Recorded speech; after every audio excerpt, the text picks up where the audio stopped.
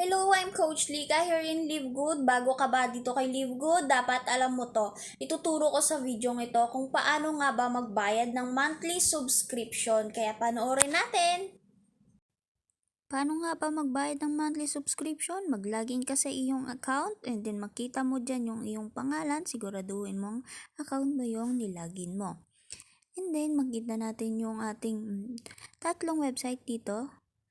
And makikita, pinopromote ko to kasi yung iba hindi alam kung nasan yung mga website nila. And then, pero sa video ito, tuturo ko sa inyo paano magbayad. Ito sa left side nyo, makikita nyo lahat ng kailangan nyong malaman. Then, click natin si My Membership. Dito nyo makikita kung kayo ay bayad na or hindi pa. Dito lalabas si Pay Monthly and si Upgrade to Yearly. Kung gusto nyo mag-monthly, i-click nyo yung Pay Monthly. And then makikita nyo dyan na lalabas na si monthly membership. I-check out lang natin. Pagkatapos mong i-check out, may lalabas dyan payment option.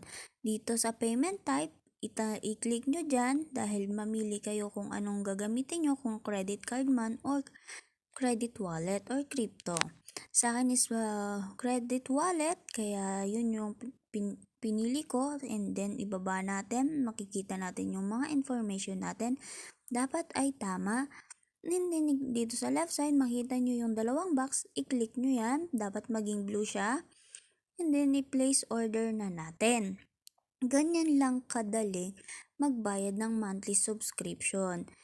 Kaya ayan, makita natin na nakapagbayad na ako. Uulitin ko, bakit nga ba kailangan magbayad ng monthly subscription?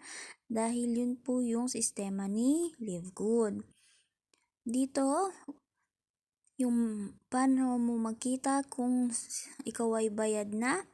Tingnan mo, nakapat ay may yellow na letter dyan. You have paid your membership dahil po ako ay nagmamonthly lang para sa aking mga tutorials. And then itong cancel my membership, please wag nyo po siyang pipindutin or avoid to open this because magkakaroon po tayo ng problema at mawawala po bigla yung ating account. Yun lamang po, salamat!